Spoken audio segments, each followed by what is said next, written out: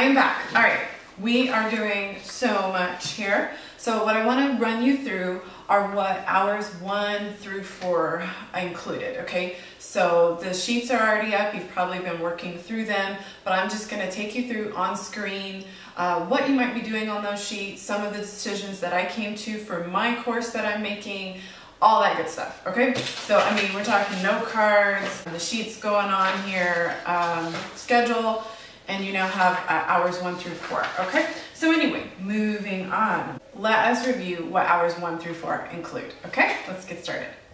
Yeah. Okay, so as you likely have seen on the schedule, hours 1 and 2 are for us to decide on our topic, our audience, our goals, and then outline our mini course. And then hours 3 through 4 are deciding on the course's format and the delivery methods, okay? So the worksheets for hours 1 and 2 allow you, again, obviously, to plan your topics, audience, goals. So I would just keep in mind, obviously, when you're doing this, that this is a mini course and you want to just kind of respect the amount of time that you're putting into this, just based on how much people will pay for this or if you're offering this for free, et cetera, et cetera. So plan that out, do everything kind of with that in mind, but then also wanting to really delight your audience who's going through this course, okay? So planning out your topics, this just asks what the gist and the purpose is, who you're creating the course for, and like why it's a good fit for them, what your hopes for that person is. So these are your goals for the person and then your goals for your own brand and business, and there's some extra little blanks here to write goals and then a box here for more goals. And then instructions on creating your outline. And again, just keep in mind, mini course, meaning you'll likely offer it at a small price point, or maybe it'll be free. You might be using it as like an opt-in incentive or something like that. And you don't want it to be something that takes forever to develop, okay? So we're specifically doing it in 12 hours. But anyway, so there are some questions to ask yourself as you create your outline. And then here are some instructions on how to create your outline, okay?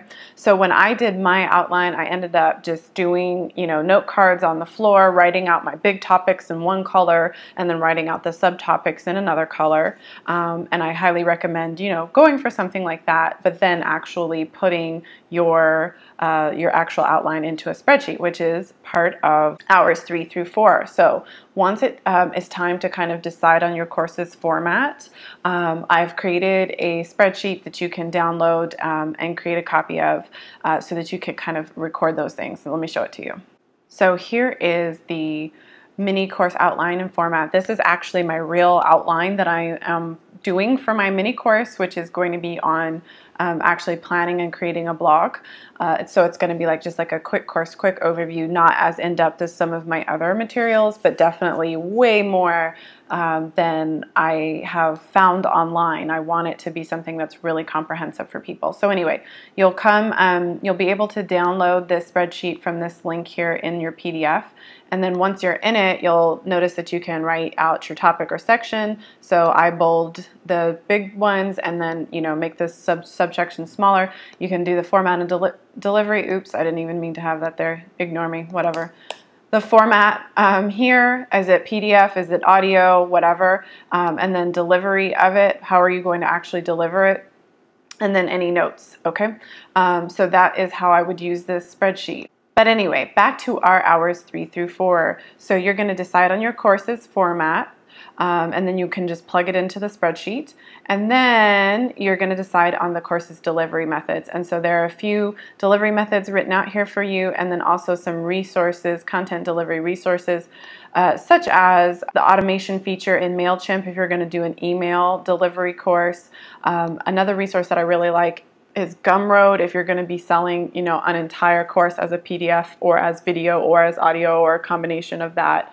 I would look into something like Gumroad. So there are a number of different ways. You can also obviously just host and sell it from your site, your own website or a separate website that you build just for it. But anyway, this last section talks about a few different resources, okay?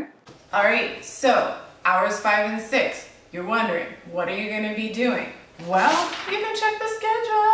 But basically, now that you have your outline, you know what format you want everything in, the type of content, you know how you're going to deliver it, the next 2 hours are just about creating content, okay? I'll be tweeting and doing some, stuff to offer encouragement, but I will also be creating content as well. So whether you're recording videos or writing stuff, however it is that you're filling out your content, that's what you're doing for the next 2 hours.